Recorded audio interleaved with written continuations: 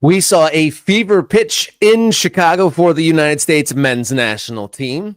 The USL Super League decided to flip their calendar, and we are going to air out all the grievances about World Cup 2026. That and more on today's edition of Morning Kickaround.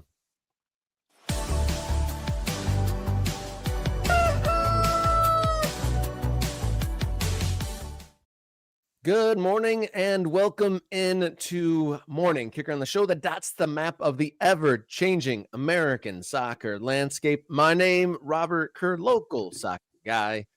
To my side, radio soccer guy on the other side of the country, Jason Davis. How you feeling? It's World Cup week, Rob. It's coming. It's landing on Thursday, the actual World Cup. And while I know we have a diverse viewer family here, and certainly with our ultras on Morning Kickaround, and not everybody's excited for the World Cup or wants to engage fully. It is look, this is my favorite thing about our sport. So I'm excited for the week. I know we're going to talk about other stuff, and we're even going to talk about the bad things coming with this tournament, but I'm excited for the World Cup. Yeah, this is the pinnacle of the thing that we love and the thing that we pour a lot of our time and passion into. And so we're going to get the grievances out of the way. We're going to lay it all out there and try to get that baggage to the side so we can focus on the parts that we should be able to cherish when the ball gets rolling here in just a few days. Can you believe it? 4 days until World Cup 2026 kicks off. So stick around. We're going to air out all our grievances, and the MK Ultras, of course, will get their grievances on the screen when we get to that segment of the show. Amongst the perks of becoming an MK Ultra, a channel member, just a few bucks a month. You get your comments on screen during live shows. You get bonus content and access to the Morning Kickaround Discord server, which has robust and engaging conversations from local ball all the way up to the men's national team and everywhere in between, and even some kit talk and some ultras out there creating their own teams and really putting to work what we talk about on this show of dotting the map across the United States. Yep, that's right. That's a great community, and you should be part of it. So become an ultra, a couple bucks a month. It's all the cool kids are doing it. Let's go. All right. You can help out the show by liking, sharing, telling a friend, anyone of like mind here, learning about the American soccer landscape. And we're going to take a little bit of a different look at World Cup coverage. Yeah, Ultras, they're going to be correspondents for this and chipping in for Groups Match Day. So looking forward to getting our first contributors on this week. Yes, dang, it's World Cup week. Can you believe it? All right, we're going to talk about the calendar flip in women's domestic football. We are going to do a couple other things like the airing of grievances, but let's talk about Saturday, the big game in Chicago. Great sound there. So stick with us here as we get rolling on Monday's edition of Morning Kickaround.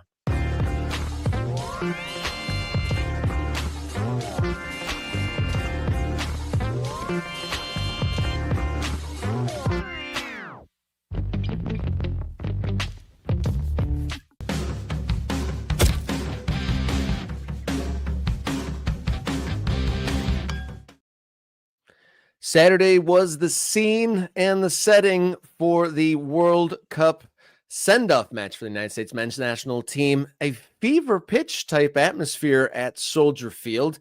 I was consumed with ball closer to home, so when I was able to get home, recollect myself and engage with what happened of this send-off game, it was a pleasant surprise. Just the buzz from the stadium. I don't know if they're piping in sound there in Soldier Field, but that was a real atmosphere. There was some electricity in that crowd for that game. Why would you assume anything? What, piping in sound? What are you? Who is it? Is the Indianapolis Colts playing a game? No, the technology exists. Yes, the technology exists, Rob. That doesn't mean you should presume that it's involved in the atmosphere in Chicago when this is USA Germany, and obviously it's a massive game and a send-off and a probably a decent price point for a lot of people who maybe can't make a World Cup game. Oh, let me go see the U.S. men's national team play at Soldier Field in Chicago against one of the world powers. I mean, yeah, I think if that's a taste of what we're going to get at the World Cup, particularly for the United States in the games that they play, and I know it's Los Angeles and that's not Chicago, it's Seattle and that's not Chicago. I still think, though, the atmospheres are going to be great at this tournament.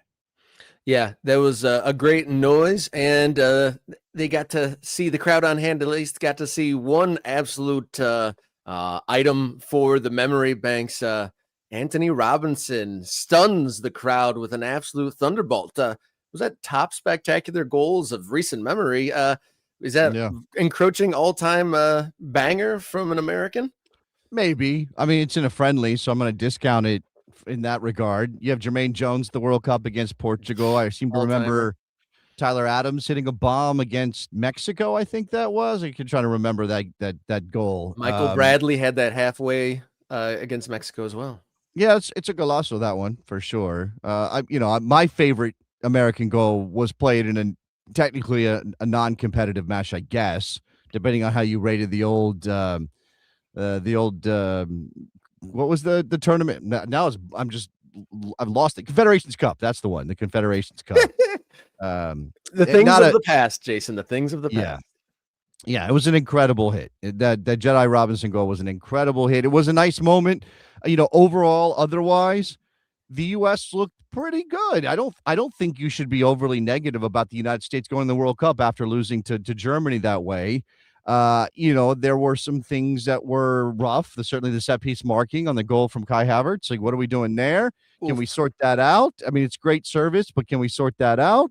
They get the bomb from Robinson, which maybe you could argue papers over things if they weren't creating some chances and some opportunities, but they were taking it to Germany, and there were some scary moments for the Germans that I think if the United States is a little bit sharper, maybe they put away another goal.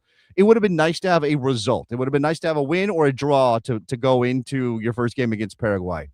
But considering the strength of the Germans and the talent that they had on the field, I think you should be positive about the United States going into the group phase of the World Cup. After that, all bets are off, right? Because it depends on who you get in the round of 32, the round of 16, if you get past that.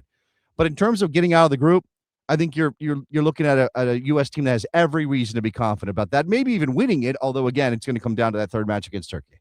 You're right. A result would have been much better, and you're looking for silver linings with a loss, but they did their job with that goal. They created some memories for everyone that saw that, both in the house in Soldier Field, and in that probably made the highlights, and it went viral to a degree, so it got excitement onto the radar. It wasn't some dour filled moment that kind of dampens the any sort of a peripheral bubbling excitement. It gets it on the people's radars a bit more. Two other things for that game that I think are one thing from the goal and another thing from the game. The thing from the goal is, Jedi, let's not do the flip celebration in the warm-up friendly before the World Cup. Like, you're killing me here, buddy. And this is a guy who obviously once upon a time faked a hamstring injury after scoring. That was one of the cruelest things I've ever seen in a celebration, to be honest, because you're like, this guy has had those kind of injuries too, so it's not unprecedented. The other thing which I thought was interesting, I think does speak to this team's desire to make this World Cup count. That doesn't necessarily mean the results are going to come, but if you're talking about commitment, you're talking about the spirit of the team. I think the feistiness in the second half, towards the end of the game, Tim Weah's getting into it a little bit. We've got some back and forth on some pretty crunching tackles. I thought it indicated something about this group. You could argue about the wisdom of playing like that, again, in a warm-up friendly, when you definitely don't want any injuries going into the tournament proper. And because it was Tim Weah, and he famously has a very bad red card on his record with the U.S. men's national team from Copa a couple years ago, I didn't love that, but I did like the energy that it brought. Like, clearly these guys are ready to fight at the World Cup. And international football, more than your tactics and more than anything else, can be about that fight, about that energy you bring to every game, a desire to win it no matter what. And you have to ride the line when it comes to discipline. You don't want red cards. You don't want that, but you do want that spirit, that energy. And I thought we saw it. Yeah, some ill discipline would really undermine the mission. Yeah, we don't want another silly red card in a big tournament. We are obviously huge in Copa America. Dest could be another candidate for silly reds, as he has been in the past. But that game, I thought, demonstrated a lot of what we already know about the team. When Robinson and Dest are on the field at the same time, they're very dynamic and can produce some magical moments. But the moments when a top team can get in behind the back line, I don't think they're capable of defending a cutback pass in that sort of area of the field. I felt like that was wide open, and that undermined the United States, 4 years ago when they couldn't protect the top of the box when the legs got a little bit more tired. And I think that's the good and the bad that we're going to be living with through this summer. Can that defense hold up, and can the fullbacks get the attack moving forward? But to your point about the feistiness at the end, that's another check on the list. They provided a highlight for folks, an excited crowd, and they maybe in the robust tackle at the end that got everyone all fired up could make some highlight reels as well. And it just knows that they got a little bit of pluck, because Germany was being really grabby, super aggressive, and that was the response, like the natural response that you'd want to see from competitive. You got to play the game you're in, and I hope that's what the United States learned. And there's some, look, there are 13 veterans in the team from the World Cup in 2022, 13 new guys. You got to play the game you're in. I think a couple of things to take away from this. Number one, Tyler Adams, who I love and adore and had a great game. I think it's something like 9 tackles and 10 recovers. He had an insane game. You cannot make that foul that leads to the first Germany goal. You cannot foul in that area of the field and give Germany an opportunity to play that free kick and score that goal. Yes, you can argue about the marking, but it starts with Tyler Adams getting a little too aggressive there and committing a foul that leads to that opportunity. And in terms of the way this team is set up, because when I saw the lineup, I thought, okay, this is who Pochettino thinks his first 11 is. This is who he thinks. Now, Tim Weah was not in that lineup, and that's an interesting thing. But who else wasn't in that lineup that played in the game against Senegal, who is maybe not everybody's first choice because of where he plays and things like that. But you look at how this team played with Weston McKennie and Tyler Adams in that midfield. Does Sebastian Berhalter need to be on the field for it to work? Weston McKennie's better deployed higher up the field. He just is. And the work that Berhalter does, and he adds set piece quality too to a team that lacks that when he's not on the field, when Gio Reyna's not on the field. I don't expect Gio to start. So where are you getting your set piece quality? Because you're going to get opportunities. That's what happens at a World Cup. Does Weston McKennie do enough work from central midfield to help Tyler Adams? Is he enough of a ball progression kind of midfielder, or do you need to deploy him higher up the field? Weston's very good in a number of areas, but that's not his best spot, and Berhalter might need to play. And I'm not even saying he's my favorite player, but he might need to play for the tactical the tactical effectiveness of this group. That might be true. And I saw over the weekend there's rumors of him going to championship side, Derby County, I think. And there was some lamenting in the comments about, wait till after the World Cup and your stock will rise before you agree to anything in Derby County. But Chris agreeing that any sign of silver lining wanted during those matches with too many other things staining the World Cup. And then also, John, this is a true fan. Feeling very positive right now. And I think that we are going to be on that pendulum as fans, as want to do. The world is amazing after a win, and it really sucks after a loss. But finding some silver lining with competing with one of the favorites going into the World Cup, where would you put them in your predictability or monitor for favorites? I don't know what the betting odds are, but Germany's like in the top 3 or 4 favorites, I imagine, without a doubt. Oh, I don't think so. No, not in the top 4. So. No, I think it goes France, Spain. In terms of betting odds, and I'm not saying this is quality, but I think it probably goes France, Spain, England, and I think Argentina would probably be in the top 4 based on being defending champions and having Lionel Messi. Germany's top 5 or 6. Like you might even get to Portugal before you get to Germany, depending on the odds. I don't know. Portugal's one of my choices to make big noise. I did pick Spain to win the whole tournament. Well, I guess that's not technically true. I did some picks for the radio, and the way we do it is you get points for teams based on their pot. So there's an elite group, and you pick one team for the elite group, and then there's a second tier and a third and that kind of thing. And I picked Spain and I picked Portugal from tier 1 and tier 2. So the Iberian Peninsula about to ball out in America is my thought, Rob. Yeah, the Iberian Peninsula, definitely the central to my picks. It would be Spain, France, Portugal. There was a time before the passing of Jota and the kind of the resurgence of Ronaldo getting back in the mix. They were actually going to be my top pick, but they moved down my personal power rankings with. I don't know how big a role Ronaldo is going to play, but I think if you look at that Portugal team, it's not necessarily about the attacking quality. It's about how good that midfield is. You've got players like Nuno Mendes who can get forward and do. It's a very talented team in Portugal. So yeah, it's going to be fun. This tournament's going to be fun, and we're talking like there's some positive things coming as we get ready to do our list of grievances the show on the World Cup. Yeah, so basically, with everything we're presented here, World Cup, the pinnacle of the sport that we love and put a lot of time and energy into, mixed in with all of the baggage that has gotten us here over the last couple of years. So before the World Cup starts, we're going to air the grievances. So we're going to take a minute, take a breath from the positive that was over the weekend on the field and air our grievance before the kickoff of World Cup 2026. We're doing that now? We're doing that now? Aren't we? Not. We're not talking about the schedule change, the calendar change, Rob. When we did the rundown, that was last.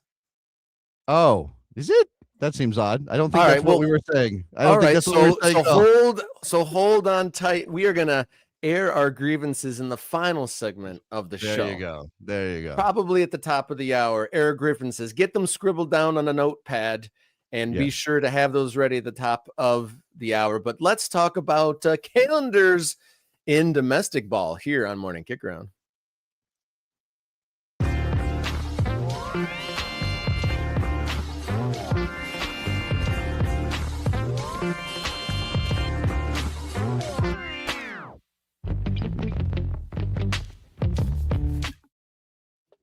Shortly following the championship win of Lexington SC in the 2025-26 USL Super League season, the powers that be in USL have decided to switch their calendar to follow suit with the NWSL, as it seemed when they made the decision to go fall spring, they were kind of trying to lead a charge to flip the calendar in the women's game as well. But after NWSL and college ball decided to stick with the status quo for the women's soccer calendar, the Super League has followed suit. So, Rob, is the thinking here that they wanted to get out ahead of a calendar switch? I mean, USL Super League and decided to go with their calendar before MLS decided to switch its calendar, right? There was no other USL league that was considering the fall to spring Euro style calendar. It was only the USL Super League. What I'm concerned about, and I remember talking to Amanda Vandervoort, who's the USL Super League president, a lot in the build up to that league launching. It was at the tail end of the United States of Soccer that I hosted on SiriusXM, and that they were building up to this. And, that idea of aligning with European calendars was about player movement for USL Super League to Europe. And I think, again, maybe this was a couple of things. Them being the canary in the coal mine for the men's leagues that USL runs, but also them justifying it by saying, well, we'll be more aligned with Europe, and that will create a transfer market that we can benefit from. Now, that one might not happen day one, but down the line, the USL Super League will benefit from being able to move players to Europe, and that will be a revenue stream. Is there a crushing reality that the player movement element's not going to happen soon enough, and that actually they're better off trying to get connected to NWSL when it comes to player movement? Is that what we're seeing here? So the league president, Amanda Vandervoort, told ESPN that the change is being made to be more collaborative and better aligned with other North American leagues, particularly with the 2031 World Cup expected to land in the United States. And her quote is, I think the marketplace has shifted and we want to be part of that. We want to be a leader within the space. Our strategy has always been to be a leader in global soccer, but for us, with the World Cup coming, the changes in the ecosystem domestically, that means being on this calendar. And I would say, at the very least, to answer your question, I don't know if the alarm bells financially are ringing, but that if you do the pros and cons list, being in that global transfer market clearly wasn't enough of a pro to be on an island domestically with being on the fall spring calendar.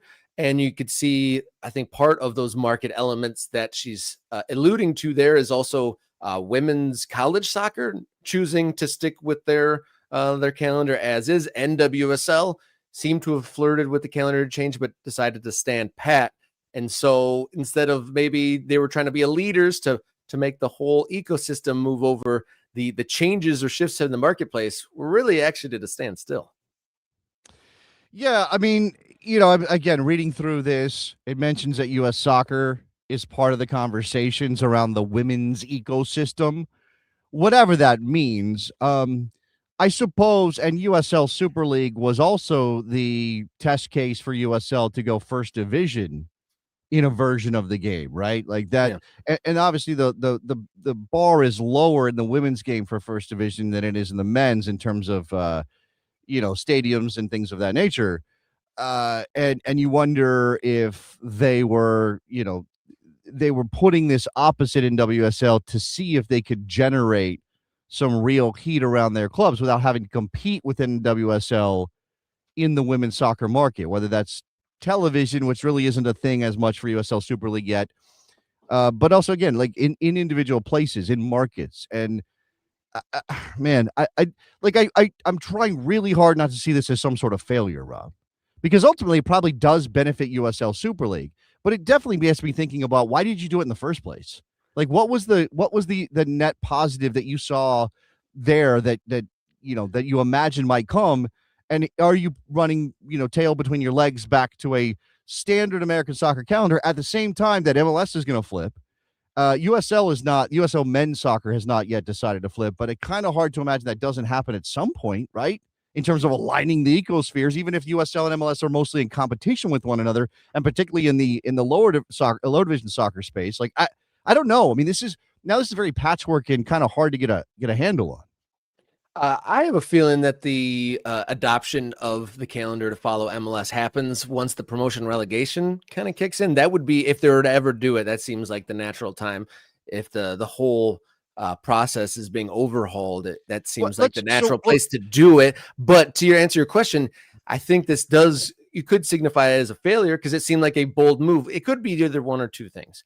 It could be that a bold move to try to be a leader in that space didn't pan out, or they were put into a tough position by other people trying to trial them as the test subject for the calendar flip by USL at large, which would put they're a new league trying to get footing, trying to both Division I sanctioned. I mean, and maybe in theory in the boardroom they were thinking we're going to take Division I by storm and try to wrestle it away from NWSL. But that doesn't seem to have played out, at least now. And definitely the move to try to be the leader in the calendar movement hasn't really played out, if that was the decision. Hopefully it's not them just kind of being the test dummy, but that I have a little bit of that itch in the back of my brain there. Let me give you a quote here. So this is from the Equalizer, a story about the USL Super League from March of 2022. So this is announcing the plan for the Super League. The second division USL Super League will officially launch following the 2023 Women's World Cup, and uniquely will follow in August to June the competition schedule to align with other international leagues. Mentions that this will be the first women's professional league in the United States to follow the calendar. Starting the season in August and ending in June will allow the Super League to launch and contest its playoffs and championship in favorable weather. Right, which is something MLS is definitely cognizant of, even though mostly it's about lining up transfer windows when it comes to MLS. USL said in a press release that there will be a mid-season winter break in addition to the summer downtime between seasons. USL Super League president Amanda Vandervoort said that the schedule is also about aligning with the FIFA international calendar to avoid player absences, which suggests an ambition in itself regarding the potential player pool. Again, this is like, we want to start running before we actually knew how to walk. So we're going to set our league up so that we don't lose players to international duty during competitive windows, except the Super League hasn't been at that level yet to really be impacted by international call-ups, right? So again, that was sort of like, in 10 years, we want to be the kind of league that has a bunch of internationals, but you're not that league now. Here's the quote. The Super League calendar is strategically designed to deliver a top-quality fan experience by enabling our clubs to field their first-choice squads as often as possible. With key international competitions occurring nearly every summer in women's soccer, we want to help players effectively balance their club and country commitments. That's what I'm saying. That's painting a golden path ahead of you, but not quite there the first step. She also said the Super League's calendar will allow it to participate in the global transfer market, particularly in the summer. We are doing something different because we believe it will set the foundation for a long-term, sustainable enterprise. Now, I believe it was okay. So to Bill's point, give them credit for making the change now instead of holding on too long, right? And I do want to allow for that kind of thing, right? Like, hey, instead of going down a road that will ultimately lead to the league collapsing or you having massive issues in terms of finances or selling tickets or internet, whatever it is, do this now. Like, don't continue to fall into a mindset of a sunk cost fallacy, right? Like, we already committed to this. You got to stick with it. We can't give up now, when ultimately it might be better to switch the calendar. But again, it definitely makes you think, why did you do it in the first place? What were you trying to achieve? Because all that high-minded stuff from Amanda Vandervoort, who I like, obviously didn't come to pass. It obviously completely missed the mark. And honestly, again, like, I would ask Amanda and a lot of other people to not talk like that when they're talking about the game in the country. It's so boardroom speak that it loses. Fans are like, what are you talking about? Are you talking about the quote that I read out to you about talking about the marketplace shifting and all that? No, the ones I just read, where she set up the league as like participating in, the international. We want to give our players a platform and blah blah blah. Like, don't use the word platform when you're talking about this stuff. I would just say, please don't. Like, please be a little more accessible with how you talk about this stuff, rather than talking in corporate speak and business speak, which isn't aimed at fans, right? So if you're going to give a quote to a fan facing website or outlet, talk like fans talk. Don't do something that is, makes it sound like you're trying to position for maximum effectiveness of whatever. Soccer Night Detroit, USL Talk is a lot of borders. Yeah, I was going to say that might be a way for them to maybe try to project professionalism in a sense, but maybe missing the context of who your audience is. Maybe. Like, yeah. Because we've talked about on the show before, like they're not really upfront with having panels where you can bounce questions back and forth. Most of the stuff is through press releases or kind of formal, podium sort of decrees from local locations when they do the expansion talk stuff. But when they talked about, the pro-row plans and the big things coming up in the future, there's not a lot of like soccer person conversations. It's very much boardroom level jargon. And I think that would go a long way to kind of like acknowledging and understanding the audience. And maybe the gentleman from the Premier League, when he gets up and running, perhaps he can speak Tony Scholes, perhaps he can speak in a more football or soccer person sort of a way to answer the questions in a non-jargon way. Maybe, but he just did. Maybe I do his English version of the jargon speak. Yeah, too, did Matt Crocker, Welshman raised running English clubs and programs, did he sound like a fan talking about? No, but I was always skeptical of his ability to not only understand, he didn't believe his credentials, or like, well, he did like do that thing where he said like, American soccer is so crazy, I can't possibly understand. That was definitely a big warning sign that he feels he bit off more than he could chew, was when he was multiple years into it and was like, the youth landscape is wild. But we're diverting from the topic at hand. The USL Super League, competing Division I, our first division, professional women's league in the United States, decides to reverse course and match fellow D1 league, the NWSL. Yeah. I know we're going to move on to our list of grievances, but before we do that, I want to shout out Mr. Bob, who is again like doing incredible stuff for us with his gift memberships. He gave away. I'm clicking. Gave away five this morning. So shout out to Mr. Bob. I'm sorry. We had some.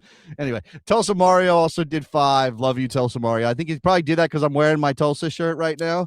Shout out to last year's finalist. What do you got over there, Rob? I got something from Mark Jenkinson at Bastion, and I thought that would be a good time to shout out second round of kits are processing. They're processing. They're on their way. I haven't yet gotten word of when they'll be landing on my doorstep, but I will be shipping those out as soon as I can get my hands on them. So if you do have a shirt coming to you, know that it is coming. If you want to buy a shirt and be in round 3, I don't know if we're putting a deadline on round 3 yet, but go ahead. Go over to Fourth Wall and buy a Morning Kickaround shirt and support the show that way. fly the flag and wear the shirt and rep the show and all those things. It's a great way to be part of what we're doing here. Again, we want the biggest possible community, right? We want a community of like-minded soccer weirdos, and we're all soccer weirdos. So join up. If you got a subscription from Mr. Bob or from Tulsa Mario, we'll post the Discord link so you can jump in there and be part of the community and be part of what we're building here at Morning Kickaround. Yeah. Also, part of the member perks is becoming a correspondent and chipping in your 2 cents or your review of World Cup groups. And I'm looking forward to hearing all sorts of variety of submissions from the MK Ultras as the World Cup kicks off. Not many shows before we get into the World Cup land. And so before the action on the field starts, bust out your notes of your list of grievances next up here on Morning Kickaround. Stay with us.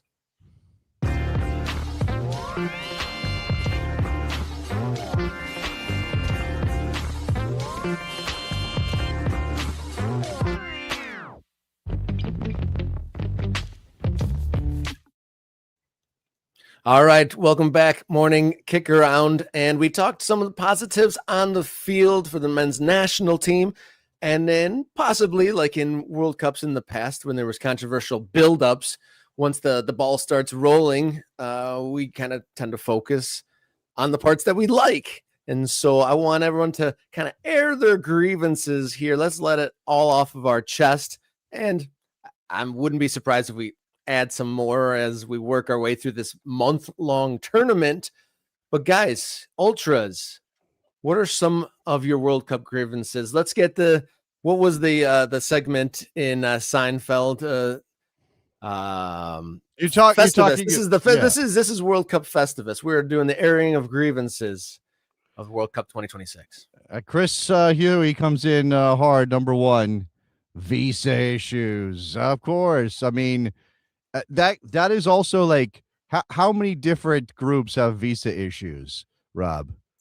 How many different groups at the World Cup have visa issues? Okay, so there are a lot of visa issues. So there's travel bans on 39 countries, 19 total bans, countries banned altogether, and in 4 nations that have qualified for the World Cup: Iran, Haiti, Cote d'Ivoire, or the Ivory Coast, and Senegal. And they've had issues. And then we heard over the weekend that an Iraqi striker was held. So you're talking about good and bad. We were talking about the fever pitch in Chicago and the strike by Anthony Robinson. But there was also, probably around that same time, an Iraqi international soccer player being held because he matched the name of someone on a list. Right. You know, that stuff, that lack of like vetting to the level, like the timing of it. Like, why wasn't that done?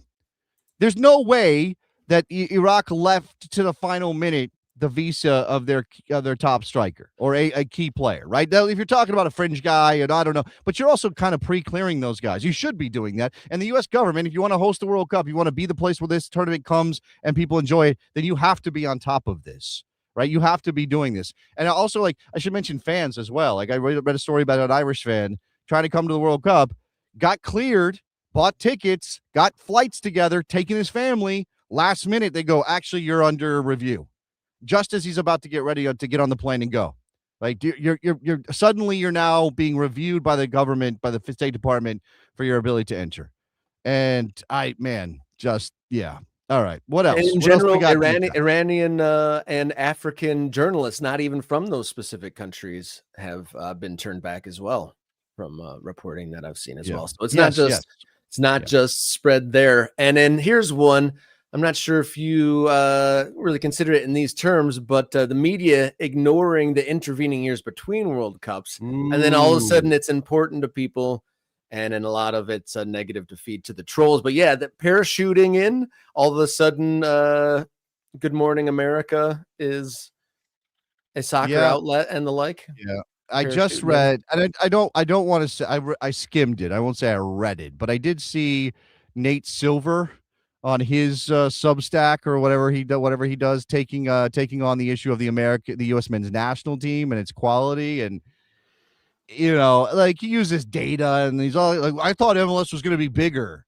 You know, back in 2002, if you asked me where MLS would be in 2026, I would have said it would be bigger. And I'm like, really? You would have thought like, how did you think MLS was going to make up for 100 years of history in those other leagues and just suddenly become a world power? He's like, I'm surprised that an LA team or a New York team is not challenging the world's best like PSG or Bayern Munich. I'm like, really? That's been completely ignorant of what is actually at play when it comes to the reason soccer clubs are big, successful, make a lot of money.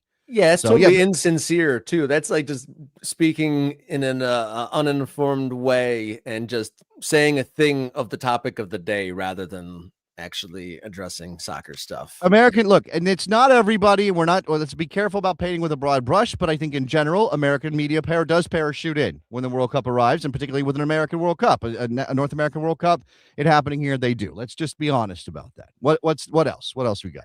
Yeah, what else is Bill? My grievance is that I dreamt of cheap tickets to obscure matches in Kansas City. I was prepared to drive 8 hours there with my son, sit in the nosebleeds just to say we're at a World Cup.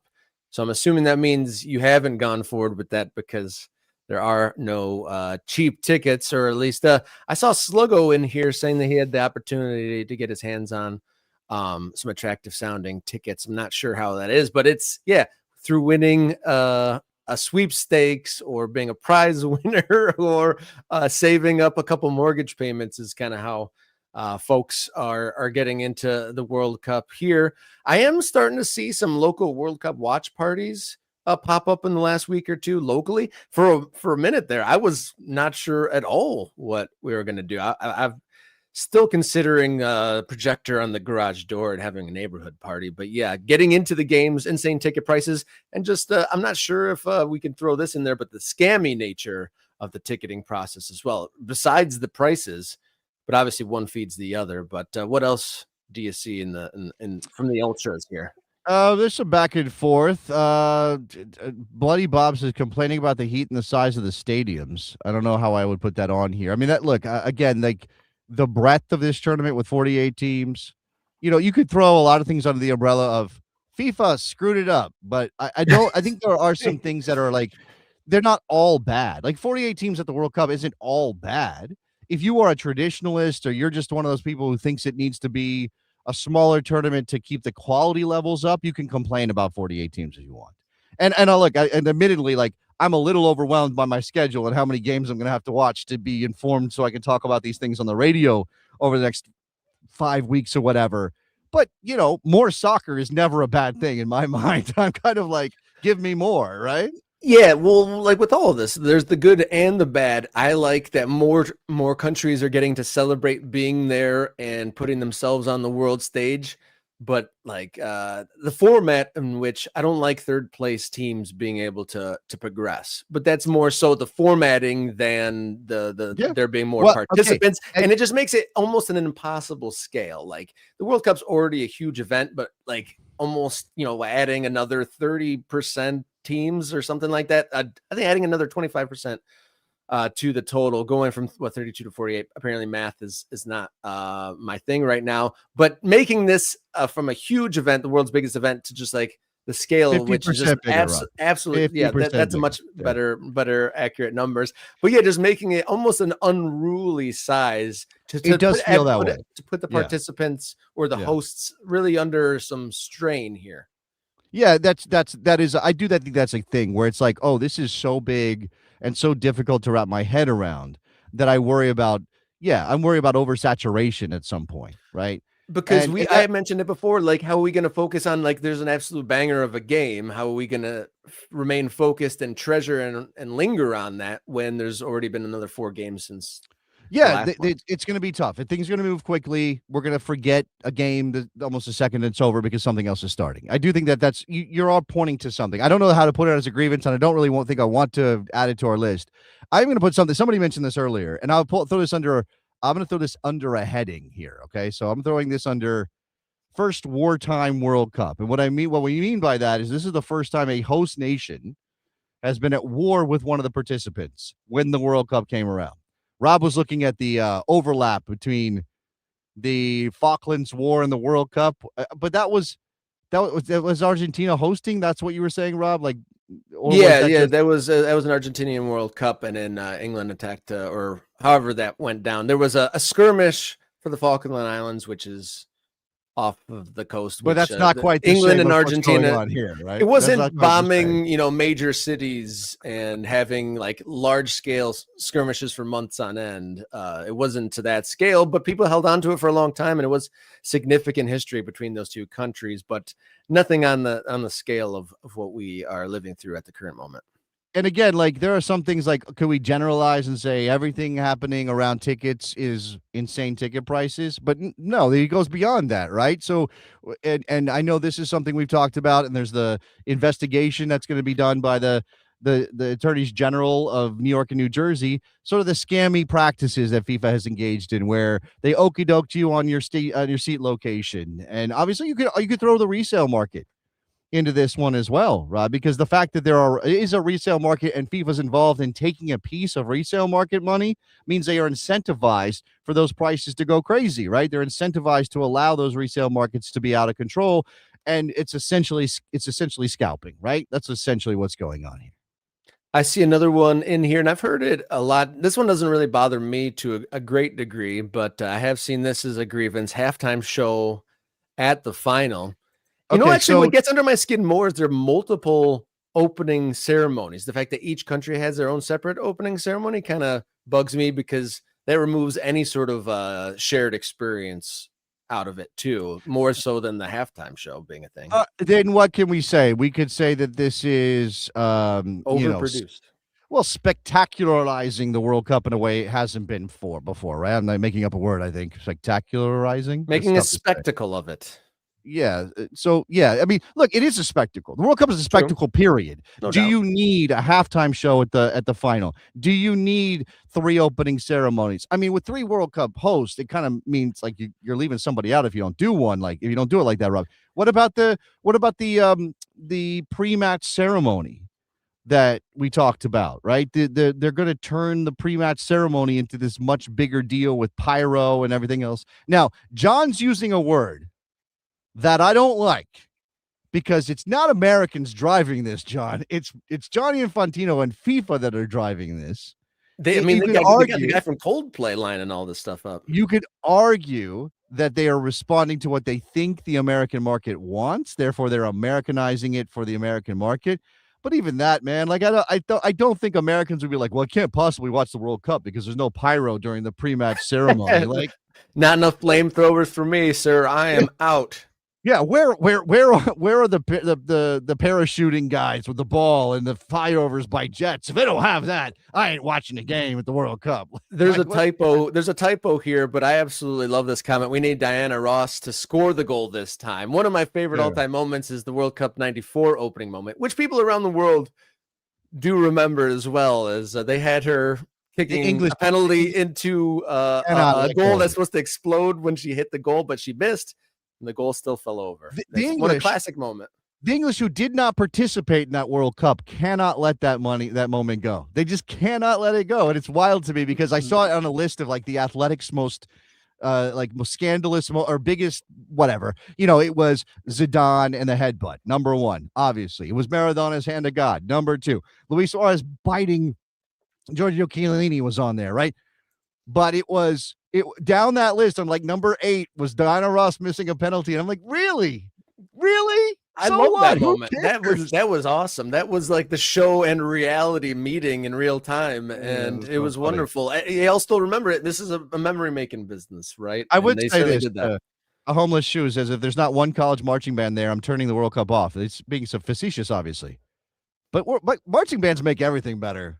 In my opinion, marching bands make everything better. Come on, let's do it. Yeah, when my son, we watched, the couple of the big college football games at the end of the year, and he was like, "Whoa, this is a whole different experience." We just watched the Lions before, so yeah, that takes it to another level and adds a new level of energy, and that would be a very cool Americanization of the game presentation. If like a throw in, and all of a sudden they're hitting a fight song or something, that'd be pretty rad. I would be cool with that. I like marching bands. I'm a sucker for them. Maybe that should be the halftime show instead of Coldplay. Is that what it is? He's the curator. FIFA Infantino tapped the lead singer of Coldplay to produce these World Cup performances. Okay. Well, that's interesting. I don't know why. I was going to say something I saw that I kind of dig.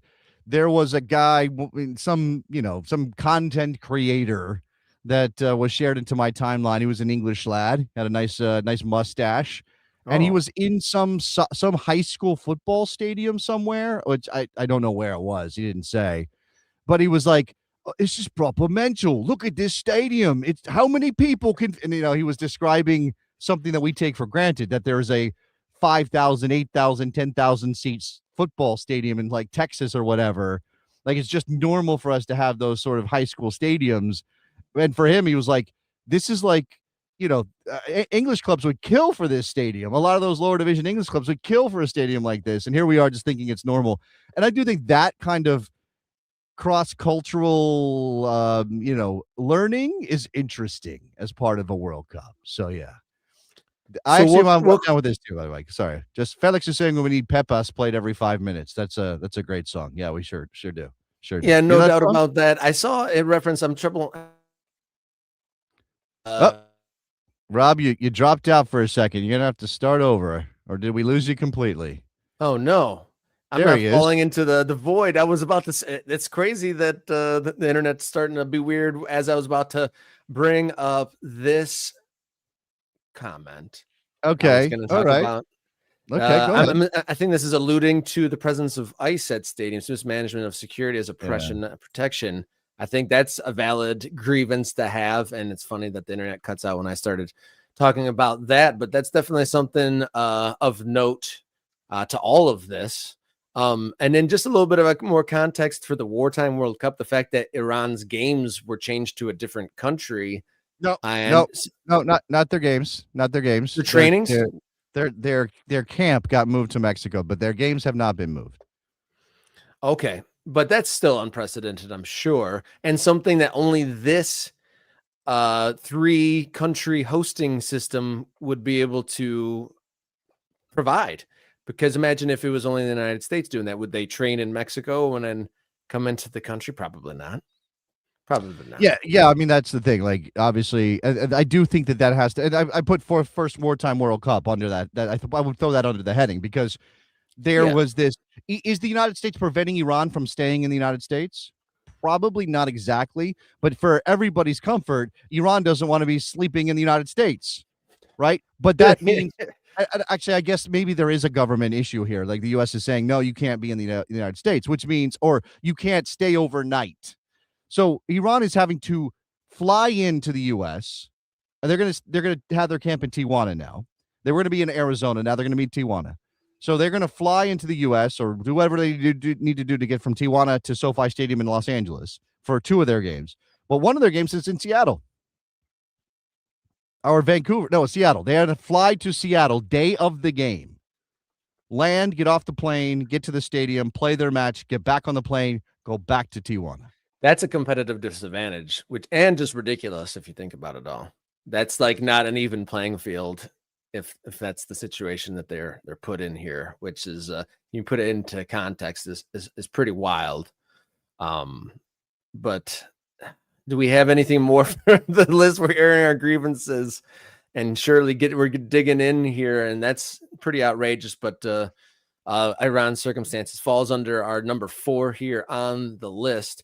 And I'm surprised no one said it yet there, but I would add public transportation issues in host cities as part of people's grievances ahead of the World Cup if we make our list before the ball starts rolling on Thursday. Yeah, I mean, obviously that's been a big talking point. We haven't followed it as closely, and you go follow Travel Football Fan for all those updates. But I think it was something like only 6% of the tickets for the transportation from New York to New Jersey on whatever that $85, whatever the ticket price they ended up on. It was like they basically haven't sold those tickets. Nobody's using that public transportation option. Throw this under the cultural issue too. Somebody posted a sign that was in a hotel in New Jersey, I think, and it was like, visiting soccer fans, please do not try to walk to the stadium. It is illegal and dangerous because basically we have highways and the only way to get from point A to point B is via interstate or via highway. And I do recall hearing back in 94 that fans were basically walking down the shoulder of major freeways and highways trying to get to the stadium. And it's like, no, you can't do that. But then, of course, then that just means we have to find ways to get people from point A to point B from where they're staying to the games. And if we don't have a plan or we didn't provide for that, I mean, we America, well, that's on us. That's a terrible hosting thing to do. But at the same time, not doing anything to do it in the meantime. Maybe what would be cooler is if there's the need for walking, that to make some sort of exceptions or rulings or do something, but instead they're funneling people to the very limited public transportation systems, and in some areas charging exorbitant amounts to try to recoup the money that would be spent on these things. And at the end of the day, it seems like this goes under FIFA's scammy practices of like what was required of the nation, and then kind of flip-flopping who was really responsible for it all. And then really you could put this under the scammy practices too, with the localized watch parties. And we've heard in different cities across the United States that like the FIFA panel or the powers that be were just waiting way too long to approve plans for like authorized World Cup engagements and events around the country, and just not hearing back. So it like limited their ability to get the logistics and the planning and all the permitting that it takes to make a public event happen. So we could almost make a whole nother list under number 5, I feel, as we work our way through this. Yeah. But, Right. But right. yeah, There's so much of that. Yeah, there's a mix of, you said, United States in general probably should have better public transportation just anyway outside of the World Cup. But can I make a suggestion? Sure. I don't know. Again, the word issues is doing a lot of work in each one of these for us. And so I feel like that's a cop out to just say issues, because what is that? That could be anything, right? But I'm going to throw this one on the board and see how people feel about it. Now, obviously, you do have options for how you consume the World Cup, but my mom is visiting for my son's high school graduation, and she's not a soccer person, but she knows obviously what I do. And she was asking me, I'm in a bilingual household, right? My wife is a native Spanish speaker. My 5-year-old is bilingual. I am learning enough to be mostly fluent in Spanish. I don't love saying that I'm fluent because I think that's like people assume that means you're totally comfortable all the time. I'm not totally comfortable all the time, but I can engage with Spanish. And my mom's like, hey, so do you watch the games are you going to watch the games in Spanish or do you watch in English? And I gave her a reason why sometimes I watch in Spanish. And it's not just because I can speak some Spanish. It's because I am I'm less biased by the analysis if I watch in Spanish than I am if I watch in English. And when I go in on the radio and talk about a game, I don't just want to parrot what some broadcaster on Fox in this case said. Like, I want to be able to have my own thought about the game because I watched it and I perceived it and analyzed it with my own eyes and my own mind. But there's also some discomfort with the way Fox is going at this. People don't love that, right? So I'm curious how our fans feel about it, because, if you're able to just sort of make your peace with a little bit of the jingoism that comes with Fox, while acknowledging that they have a lot of international flavor in their broadcast as well, then you may be fine with it. I have friends that are going to be calling games on Fox, and I respect them, and they do a good job. My friend Tyler Terrence and Mo Adu are going to be working together. Like both those guys, think they're both very good at what they do. But there's going to be an uneven quality across some of those other games. So then do you feel like we're being let down by the quality of our World Cup broadcasting, or is it okay? Is it okay? I think with so many games, to your point, it'll be uneven, but there's going to be some voices on that panel. It's mostly the studio shows for me, not necessarily the game broadcasters. It's going to be the studio shows and the shoulder content that are going to get under my skin. I feel like we're going to get a lot of voices that, like you said, we're going to have some jingoism in there and just like unrealistic narratives of our centering in the conversation. And you see it, but I mean, even other American broadcast companies, which don't have that tone as much, still get hyper American centric. But I don't know. I think I've made my piece for it because we've known for years that Fox was going to have this, but I know that it's going to get under a lot of people's skin, and it'll be ripe for fodder for the loud folks in England and other places to kind of lampoon us, the American soccer fan, who doesn't necessarily have the Fox tone. So I guess I'll agree with you with the issues. Like I don't want to be put under the same umbrella as a lot of the main voices that we're going to see for the next 4 to 6 weeks on a very regular basis. We're going to be welcoming those pundits into our homes for a significant amount of time. So I could see where there'd be issues there, but the games themselves should be quality, and I'm willing to compartmentalize myself. I'm not sure about other folks out there. Let us know in the comments how you are. But one note might fall under public transportation issues. They're talking about parking payments being extortionate as well. So sometimes there's parking passes have been as expensive as the tickets as well in some areas. That could be an issue. But American broadcaster issues. Do you want to linger on that more or move on? No. We can move on. Do we have any other grievances, or are we good? Because look, and by the way, we are doing this as sort of a cathartic exercise to get it all out before the tournament kicks off on Thursday. Like once the games start, and I know this about me, and as an overthinking person, I'm sure it'll come to become a little bit of a drain on my energy and my feeling like I've got the right perspective on this.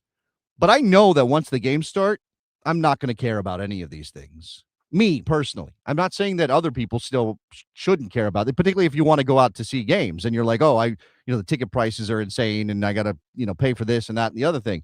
That I understand. Those people, and for a lot of this, it's still going to be on top of mind.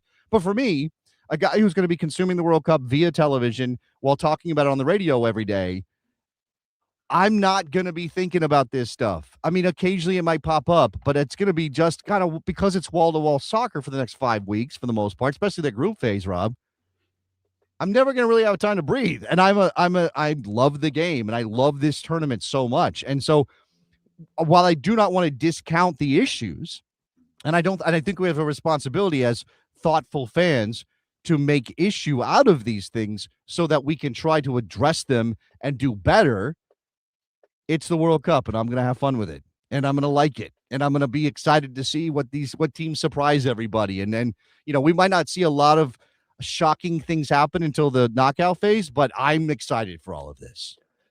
Yeah. When the rubber hits the road, this is the World Cup, the pinnacle of we want to see. And I like Kate coming in with a comment to kind of skew us back to positivity. Beats calling a game on TV in a booth made out of egg crates in the parking deck, as Paul Gardner had to do in 1970. So we've come a long way. That's a long time back. But the World Cup coverage on another level than certainly that. And there's been a lot of interesting documentaries and stuff like that about American soccer pop out. Some with a variety of qualities, I'd say. But definitely lots of coverage for soccer in America that was not always the case. Trying to see if there's any more items to put on this list, and I'm sure with the length of this tournament we're gonna maybe revisit this and add some things to our list. But I mean, some of these, we got 8 on the list, some of them denser than others. And is there any that we haven't? I mean, look, again, sort of in the rubber hits the road later this week, sort of like in a very all-encompassing, there's all these things that maybe don't affect you directly, but are sort of our willingness to sympathize and to connect with people. There's this one. Oh, I put it in the wrong place. Let me try that again. There's that one, Rob, which is, and you may hear with the World Cup looming, you may hear about a potential strike in Los Angeles with the SoFi food and beverage workers. Just to be clear, there's not a strike happening yet. There could be one. They're in negotiations, and they don't like the way that FIFA has basically come in and brought in what they see as scabs, people who are taking the work that they would normally have. Whether that in fact impacts any of the World Cup, I don't know. But just in general, as an issue around the World Cup, the workers at SoFi Stadium in Los Angeles are upset, right? It has to do with the World Cup. So there's authorization for them to call a strike, which they haven't actually done yet. So there's that. I'm looking at my other ideas around this. Again, the visa issues are kind of all encompassing because we put international in there at the top. I'm seeing the music sucks is a grievance. The music sucks. The World Cup songs. All right. Oh, Die or whatever is not terrible. The Shakira one, that's not terrible. The rest of them are bad. Anyway, water bottle ban, that's kind of throwing that into other scammy practices, I guess, from FIFA, if you want to. That's something. You mentioned this before the show started. They're having some issues with the cartels in Mexico. How that impacts the tournament, we don't know. That's not really a grievance as much as an acknowledgement of things that are bad with the drug stuff in Mexico. Yeah, I think that's probably about as deep as we've gone so far. We didn't even get to a top 10 unless you throw Jelly Roll on at number 10. I think Jelly Roll song rounds out our list nicely. Okay, if it fits in there, I think that's worth adding to the list of grievances, and we'll see how far this expands as we actually get into the tournament itself. And but there's the list of grievances. Keep the conversation going in the comments afterwards. But I think this is a pretty solid list. I mean, we've got years of stuff built up, and each and every day, there might be some new stuff. But I know. And this, by the way, this is another thing. Because, okay, real quick. I'm sorry, Rob. This is another thing. Chris is saying that FIFA's backpedaling on the water bottle issue. I haven't seen it, right? So this is me being maybe underinformed about what's changed with FIFA saying, actually, no, you can't bring water bottles. Maybe they are backpedaling in places. And I trust Chris to bring us good information. But that's the other thing is that there are these missteps and these mistakes and these errors and these problems. And then suddenly it's like, oh, well, actually, no, we're going to fix that. Or you just can't be on you. There is no clear information about any of this stuff, right? We go from blurred messages. It's terrible. The messaging around everything is so bad.